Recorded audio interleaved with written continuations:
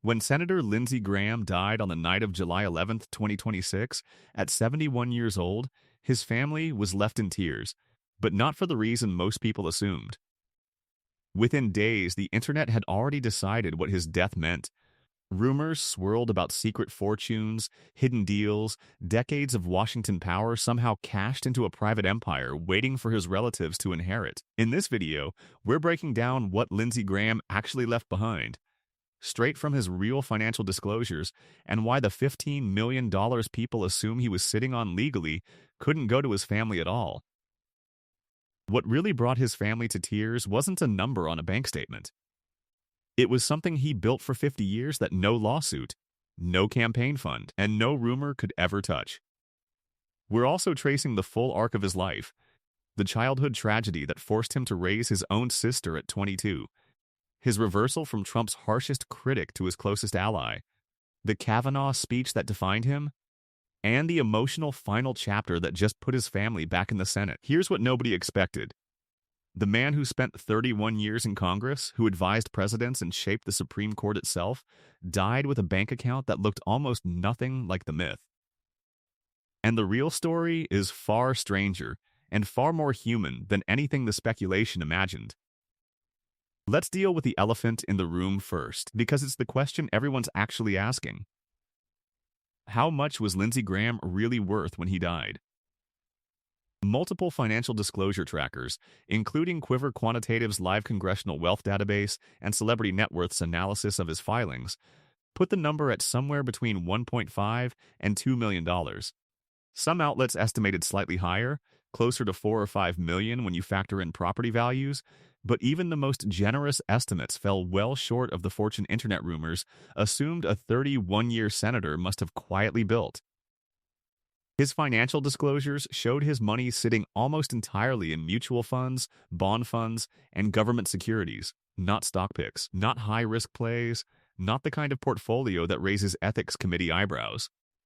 His annual congressional salary was $174,000. That's the whole engine. But here's where people get confused, and it's worth clearing up. Graham's campaign committee, a completely separate legal entity from his personal finances, was sitting on more than $15.6 million in cash on hand as of mid-2025. $15 million sounds like a fortune waiting to be inherited. It isn't. Federal election law draws a hard line here.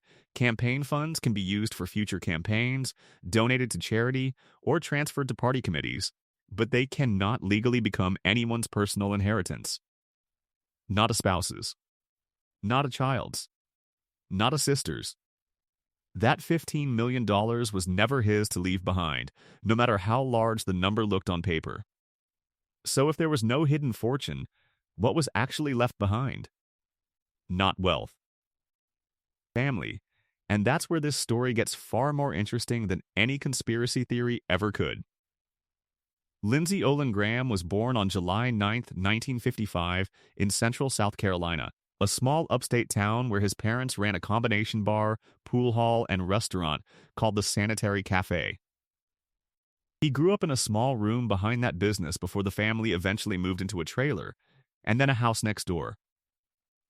It was a working-class, unglamorous childhood. Nothing about it suggested the marble hallways of the U.S. Capitol were in his future.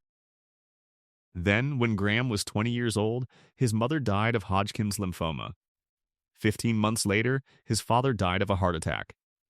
Graham was still in college. His only sibling, his younger sister Darline, was just 13 years old. In an instant, a 22-year-old man became the only parent his little sister had left. He didn't walk away from that responsibility, and he didn't hand it off. He drove home from school in Columbia nearly every weekend to check on her. Her curfew, her friends, her homework, determined that she would never feel the ground disappear beneath her the way it had for both of them. Decades later, Darline would describe standing in their living room the day their father died, terrified, and Graham wrapping his arms around her and promising he would always take care of her. He kept that promise for the rest of his life. To make that promise real, Graham needed more than good intentions. He needed legal standing and stability. and he found both in the United States Air Force. He became his sister's legal guardian, and later formally adopted her, specifically so she could be covered under his military benefits if anything ever happened to him. He served in the Judge Advocate General's Corps as a military lawyer, both on active duty and later in the South Carolina Air National Guard, eventually retiring as an Air Force Reserve colonel. It's a detail that tends to get lost underneath the political headlines, but it shaped everything that came after. Graham's decades-long obsession with national security and military policy in the Senate wasn't an abstract ideological position. It came directly from having worn the uniform himself and from a promise made to a scared 13-year-old in a living room in Seneca, South Carolina.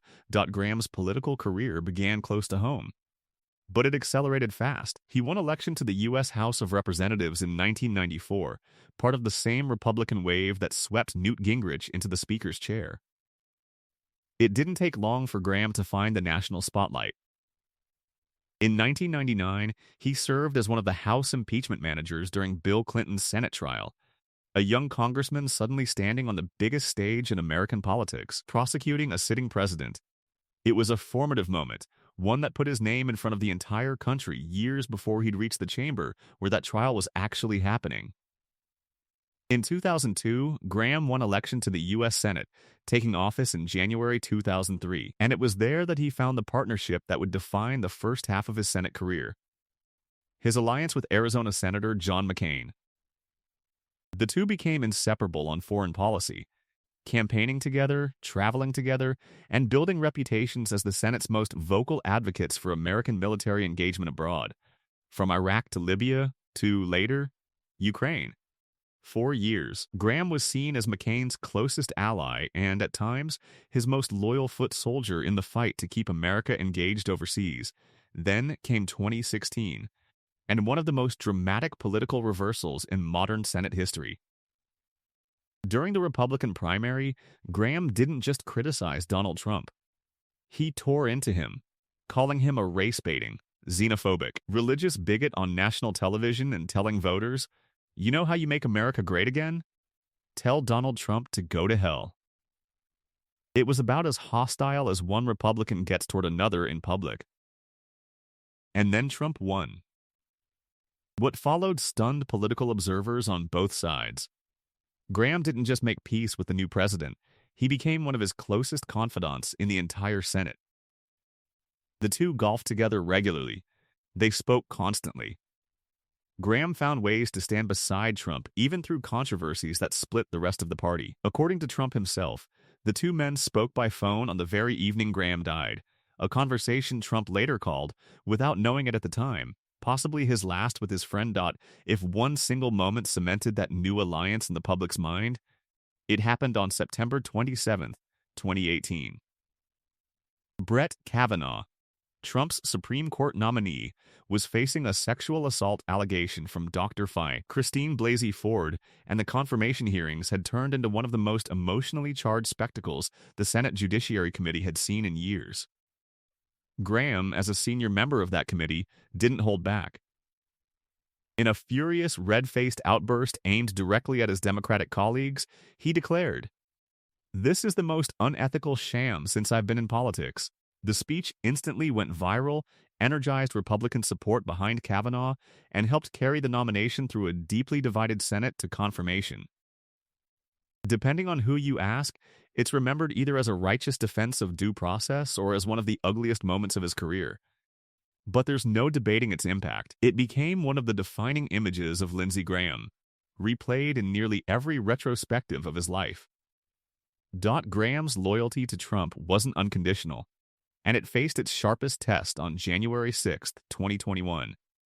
Hours after a mob stormed the U.S. Capitol, Graham stood on the Senate floor as lawmakers returned to certify Joe Biden's election victory, and delivered what sounded, in the moment, like a final break.